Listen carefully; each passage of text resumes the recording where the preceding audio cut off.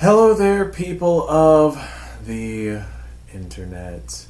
Whenever I recommend people go out and buy themselves a military surplus firearm, if they're getting it from like some sort of importer or dealer or something like that, then whenever you get from a luck of the draw sort of situation where somebody just kind of grabs whatever firearm it is that they have in stock, if it's one of the used military surplus rifles, then they give it out to you.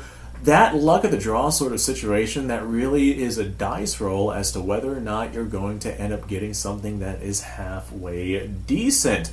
I know I've been burned on dice rolling with military surplus before, but then there's times where I actually come across a really good deal.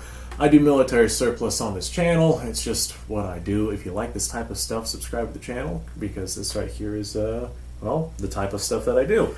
So, dice rolling with military surplus firearms, like I said, there are times where I got burned on this, and there are times where I actually walked away with a pretty gosh darn good deal. And I guess it depends on what it is that you consider a good deal and what it is that you manage to find on the market and what it is the market is actually calling for whenever it comes to particular rifles and particular firearms. Like, for example, actually I just showed this one off. This right here is an RTI C grade M48 8mm Mauser, and that right there basically means that this right here was a very inexpensive Mauser that I picked up, and complete luck of the draw, it looks phenomenal. This right here is definitely not something that I would gauge out to be a C grade. The bore in this is still good, so she's going to fire accurately. If you want to help me get out to a range to actually fire this thing, then look down below. You're going to find a link to Patreon and Utreon, or I'm selling some shirts to help the cause, or you can do a one-time donation from the shirt store. But this C-grade Mauser I picked up for less than $200, which I am very, very pleased with. Meanwhile, my luck of the draw 2447 right here, I inevitably ended up paying like $550 for this thing because it was not even functional, despite the fact I was told it was functional. So I had to spend some money on this to get it up and going, and I had to finagle with it a bit, and it was a huge headache. And all in all, I spent about $550 on this rifle to finally get it to where it is in shootable, usable condition, and that is not something that I am very happy about. So this right here is a good example of a dice roll that I made that did not work out. For $550, I could have gotten myself a much better example of a Mauser. This one right here, it's not terrible, mind you. It functions, but I mean, it's got a broken wood stock on it. The bluing on it's completely gone. The receiver's very well worn. It's just not that great of an example of a Yugoslavian Mauser, especially for the amount of money that I paid, and that's one of the examples that I have of getting burned in a dice roll. Now, there are certain times where maybe rolling the dice might be worth it. Like, I've got an 1886 LaBelle right here. This is an example of where rolling the dice was worth it. I was expecting to get a rifle that was about like this, with broken wood and in rough condition, etc., etc., but this is actually one I'm pretty happy with. Extractor is functional in this thing. I mean, everything is functional with this rifle, but it was a C-grade rifle, not in the best of shape, but functional and good enough. I could probably send some lead through this thing if I had access to a ranging 8mm LaBelle ammunition. But that's an example of me expecting to get burned buying a military surplus rifle. However, even with that luck of the draw, with the amount of money that I spent on that 8mm LaBelle, it was well worth it. And now I have that reference to the collection. So even with it in as poor of shape as it is in, I would still consider that to be worth it in my own personal opinion. Now, depending on what sort of luck of the draw risk you're going to be taking, that's going to depend a lot on the area that these surplus rifles are coming from and whether or not whoever had them before took good care of them. Like, for example, this 8mm LaBelle, this right here is a rifle that came from Africa, and it was found in essentially like a barn, and that's why it is in such poor condition.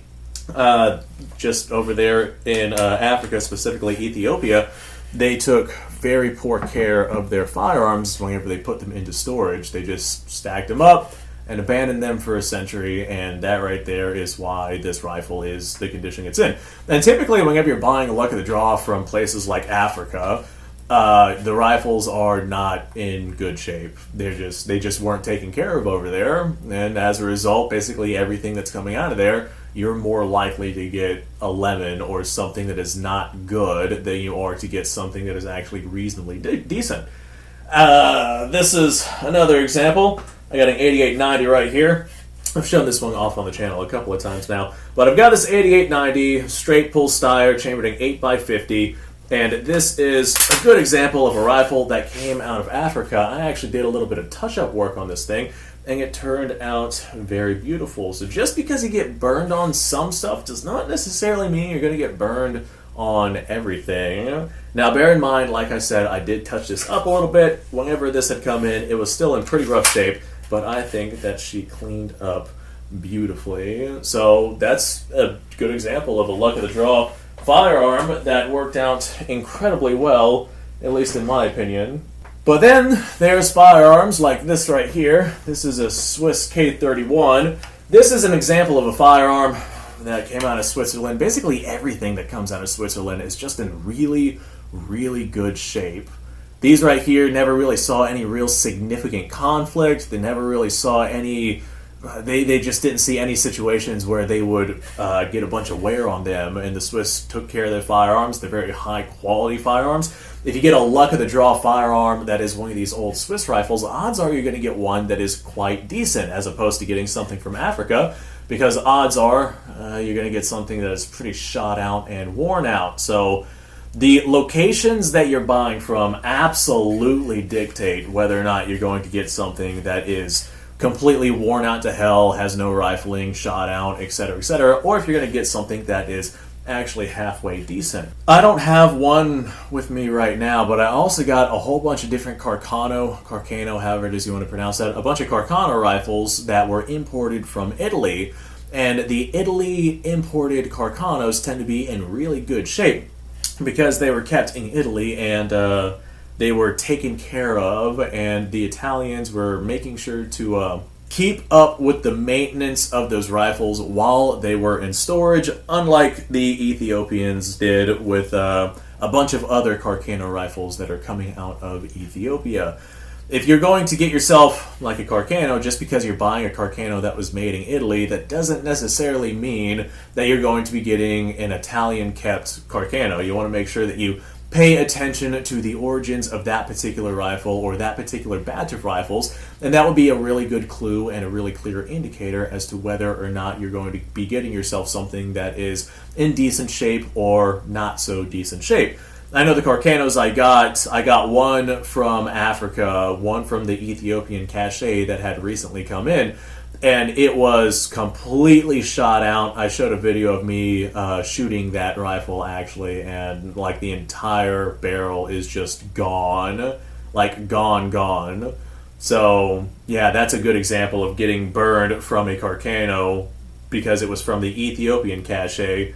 But then I've got a bunch of Carcanos from the Italian cache that came in, and the Italian rifles, because they were kept in storage and properly maintained, etc., those luck of the draw rifles tend to be really decent. So I don't think I have much of a point with this particular subject. I just wanted to go ahead and talk about how military surplus firearms are a luck of the draw thing. Sometimes you get things that are like really, really decent and that you're very happy with. I know I'm very happy with this C-grade M48 Mauser. And then there's times where you get completely screwed over because your luck of the draw rifle ends up having some issues that you got to take care of and tend with. And that's what happened with my 24-47 Mauser. So I spent way more money on the thing than the thing's actually worth. And that's kind of where it is that I'm sitting whenever it comes to military surplus firearms. Pay attention to where it is that they're coming from, and pay attention to your capabilities whenever it comes to these old Milsurps. Because like this 8mm Lebel right here, this doesn't look that bad, but whenever it came in, it was pretty awful. I had to do some cleaning and some maintenance and some work and some delicate proceedings with this thing in order to get it as cleaned up as it is, and even then it's still not that great. So make sure that you have the skill set to be able to do something like this if you decide to dive into this, what would you call it, into this experience of military surplus rifles, especially if you're going to be rolling the dice, especially if you don't know what it is that you're dealing with. Like, if you don't know if this rifle coming from this country in this particular batch of firearms is going to be more likely to be a crappy gun as opposed to one that is still halfway decent, just pay attention. Just pay attention to where it is that they're coming from and pay attention to your capabilities and your desires to get one of these old girls up and going, because it can be a little bit on the, what's the word I'm looking for, difficult side. So thanks for watching, folks. I appreciate your time. Like, subscribe, share. Description below is a link to all sorts of stuff. Go check it out.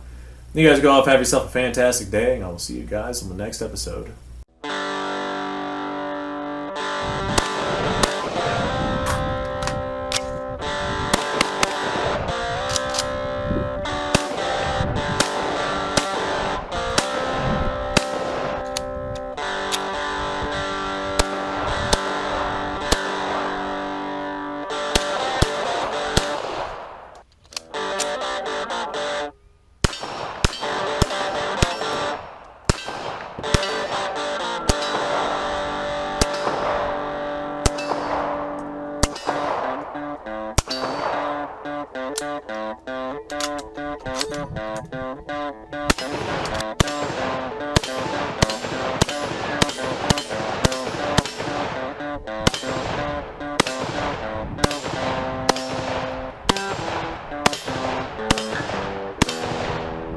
Been a little while since I've done this.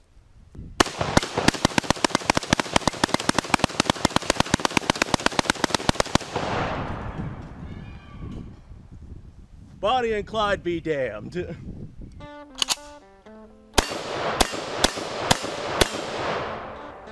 Poor man's Garrett.